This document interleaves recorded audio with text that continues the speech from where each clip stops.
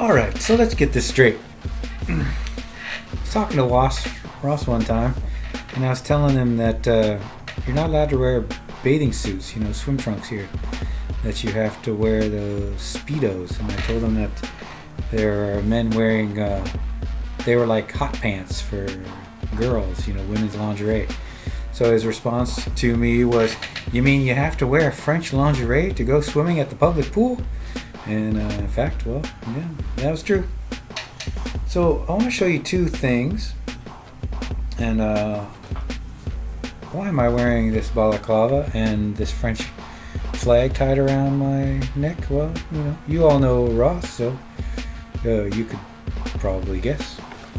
Now, this is a notebook that Ross gave me for my performances because I started playing around bars and stuff. So whenever I went live, I wrote some of the stuff that I've been working in by hand in this notebook, sort of like a visiting book to keep track of what I was doing.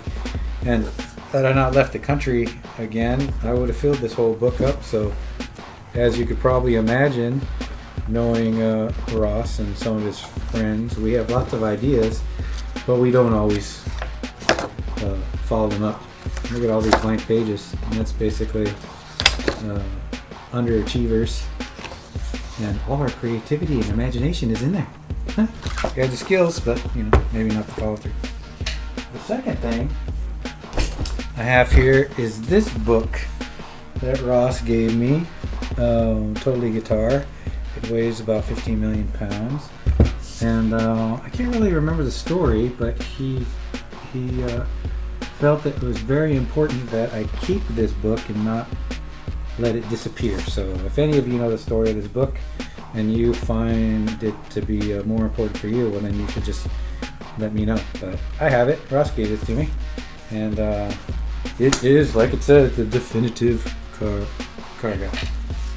And you can see Picasso's guitar player in the background. The light over there is not so great, but what can I say? Let's see, what else am I going to talk to you about? So when I had to go back to San Diego to take care of my mom while she was dying, I was talking to Ross on the phone in Pahrump, I think he was. And I told him what was going on, and I had to have a little intervention for my sister who was being a wackadoo. And it turned out that I was the one who got thrown out of the house. Even though I was the one that flew half across the world to take care of my mom and was staying there taking care of her while she was dying, I got the boot. So anyways, Ross drove out to San Diego, and we got a hotel room down in Ocean Beach, and just drank and walked around and chilled out for a couple of days while my family got their things sorted out, and before I had to go back and take care of my mom. So during that trip, I got, I don't know if it's in here, but I got the leather wallet on a chain thing, and this one, the quality, it's not so great. I had to find someone with a metal bracket here, so it's apart. But this is basically I call my Ross wallet. We got it that weekend. My mom died, I don't know, a month later. Let's see, what else did I see? I just totally forgot another story, but you'll see I'll put some more photos that I found, and I will set up an introduction for the Veermar, what I call the Veermar studio sessions, when he and I and Mark were working on stuff, as I was trying to learn how to work with a DAW and do mix downs and stuff like that to produce an album. And so I spoke with Nikki, who told me that you guys might be interested in hearing all the raw stuff. We have discussions and stuff. So basically I'll get that all up there for you. And let's see. I don't know. I'll remember what I just forgot, and I'll tell you about it another time. See ya. And big thanks to Ross for coming out that weekend in San Diego. Oh yeah, I'll tell you the little anecdote. He and I were walking across the street, and OB, back in the day, it probably still has a seedy underbelly, but it was like a meth area, and it was kind of the seedy beach hangout mixed in with people with money. It's a little foggier in that area than some other places, so it's not as yuppie-ish, if you will. He and I were getting ready to cross the street, and some assholes in a big truck jacked up ran the stop sign, and he yelled out to them, "Hey motherfuckers, it's a stop sign," something like that. And then afterwards he was like, "Oh, sorry about that," because he was more of a tough guy than me, and I was the pussy standing next to him, so he wanted to apologize just in case he basically put me in danger, and I was afraid, and just in case I thought that was uncool.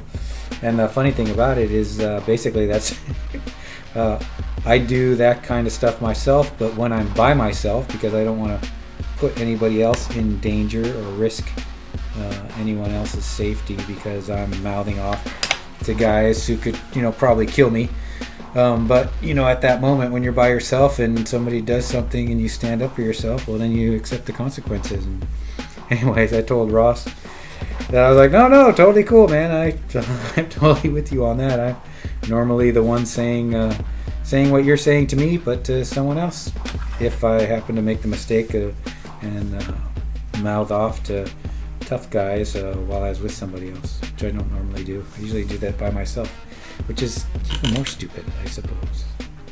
But yeah. Anyways, Ross and I had some similar views on dealing with people in public. It's just that he crossed over to actually getting involved in the fisticuffs, and I never really did as much as I wanted to. And we both thought it was funny how because we had slightly similar backgrounds on different levels with certain things, we could relate. I to this very day still don't like it if people stand too close to me, and if I had ever crossed the line from being a wimp to hitting people regularly because of my background, the first thing in my thought when people get close to me is I want to elbow them in the face. In a bar, in a library, waiting in the post office, doesn't matter where it is. I don't like people getting too close to me. And so we kind of laughed about that, and how we both agreed on that and similar other things that don't plague the minds of normal people, whatever they are. But anyways, that's that little anecdote, and I'll get to the other stuff later.